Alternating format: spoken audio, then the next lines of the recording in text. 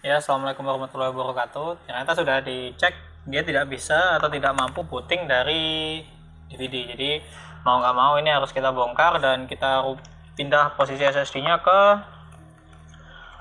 posisinya harddisk. Kita mulai saja dulu proses bongkarnya. Kita lepas semua perbautannya.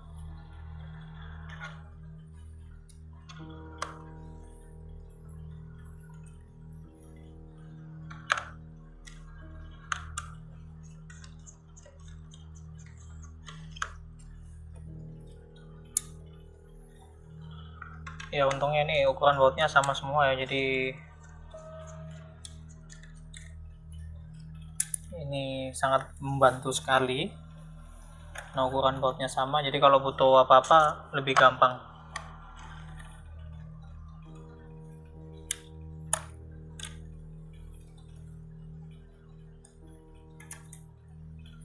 Kita cabut dulu. Ini ternyata tidak kompatibel atau tidak mampu untuk booting dari DVD. Jadi harus kita lepas harddisk yang lama. Kita lepas dulu.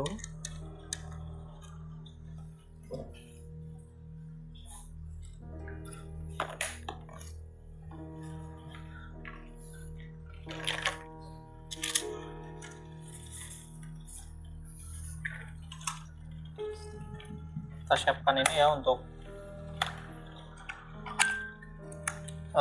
menjungkit.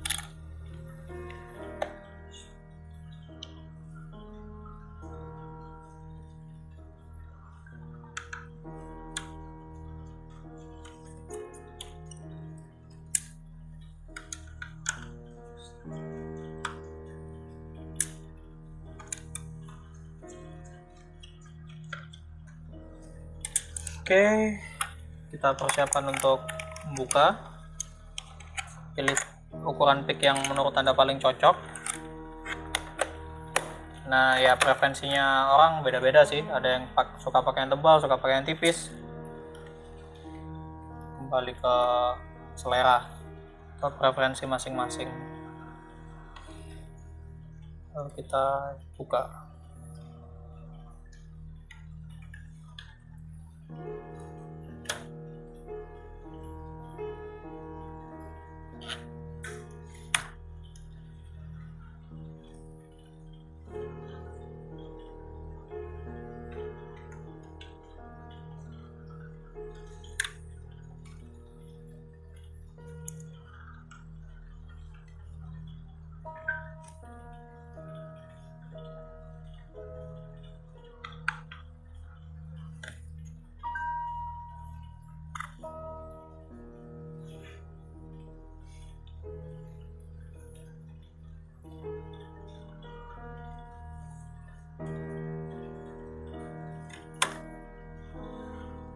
Perlu penyungkit yang lebih kecil.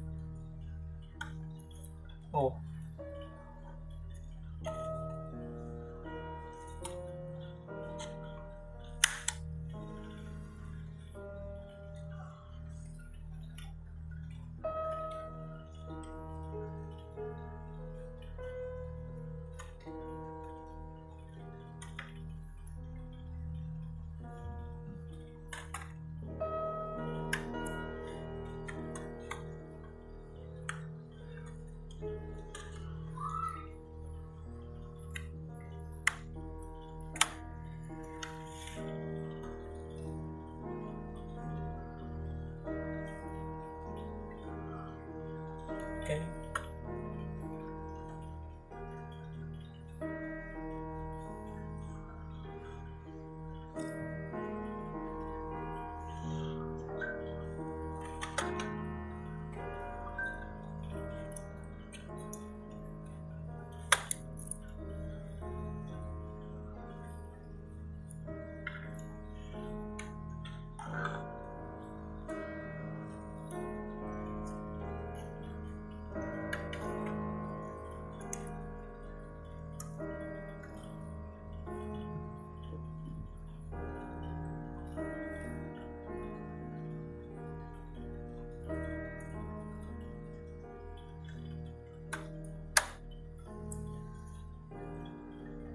Oke. Sangkut ya rupanya. Kita coba buka perlahan dari sisi sebelah sini.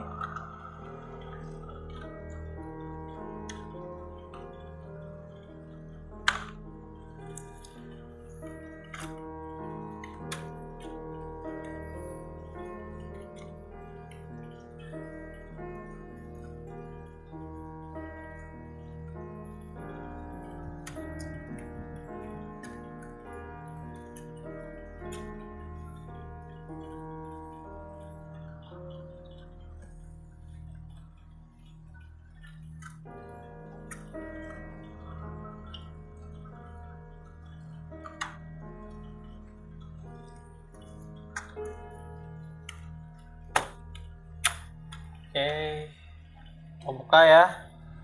Ya, oke, ini bagian dalamnya ya. Karena tadi bootingnya always on drive, jadi ini terpaksa harus kita bongkar. Adalah kalau bisa di booting DVD mah ini tidak perlu kita bongkar, tapi berhubung udah dibongkar ya sekalian aja kita bersihkan ya. Kita bersihkan dulu.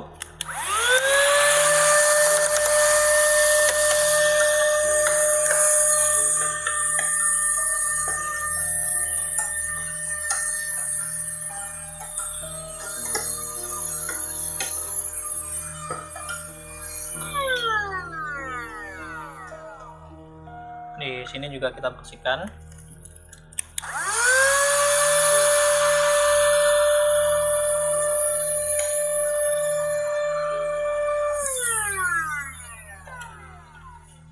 Lalu kita bongkar tempat drive-nya atau harddisknya. Harddisknya di sebelah sini ya. Ini bisa dilihat. Dia ada perekatnya atau ada bautnya. Oke, ternyata tidak, jadi ini tinggal dilepas.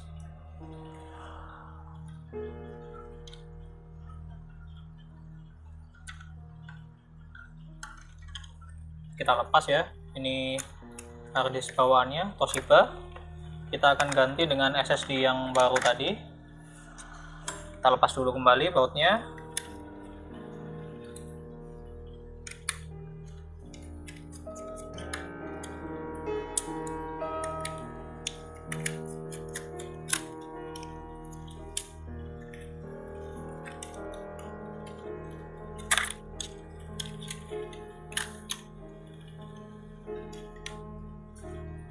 Lalu kita pasang di sebelah sini.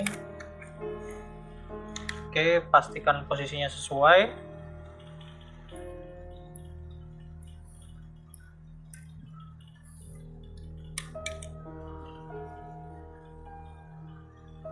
Lalu ini kita pasang kembali.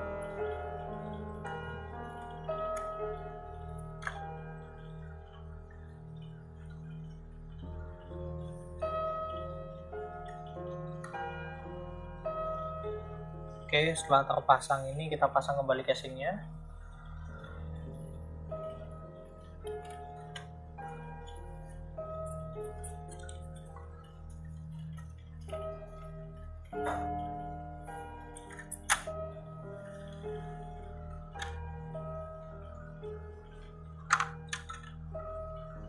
Paskan dulu dengan lubangnya.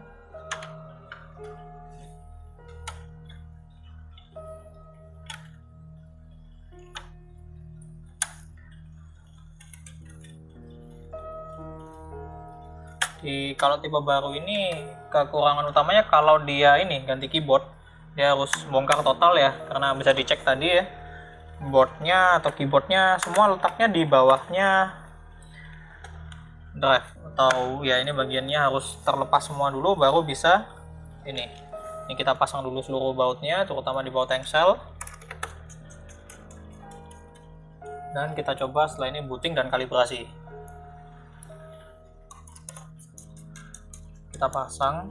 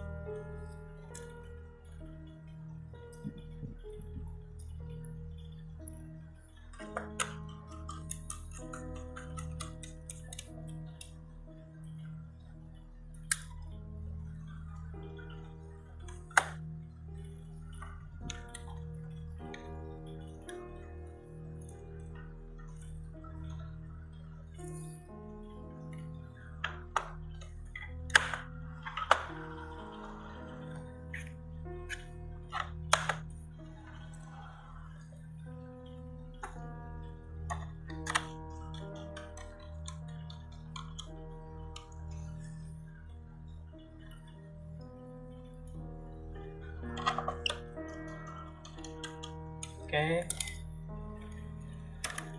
kita betulkan dulu ini yang mangap-mangap.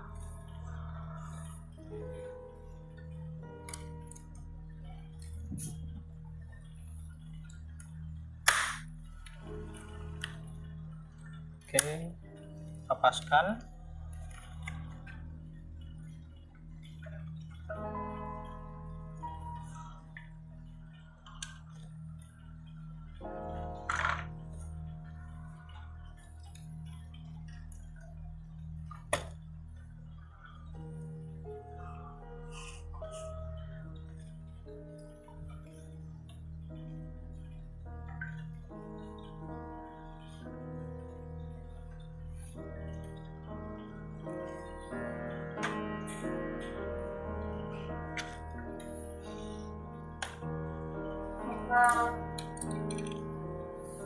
Kurang pas, jadi kita cabut dulu penguncinya.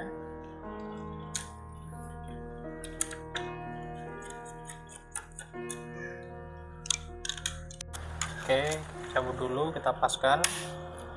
Setelah itu kita kunci kembali.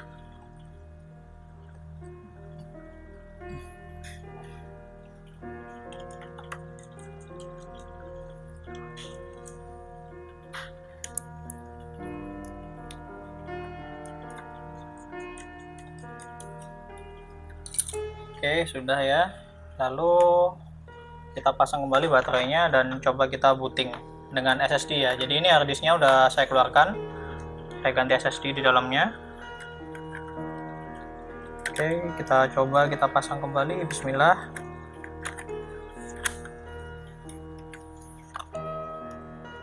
Kita nyalakan. Dan kita cek.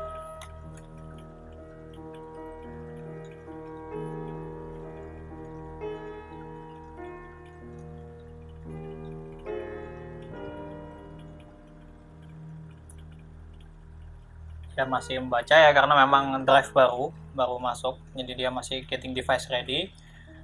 Sambil kita tunggu aja, nanti tinggal kita aktifkan WiFi dan kita download drivernya. Ya online aja sih, jadi itulah salah satu ini. Jadi ya sambil menunggu ya.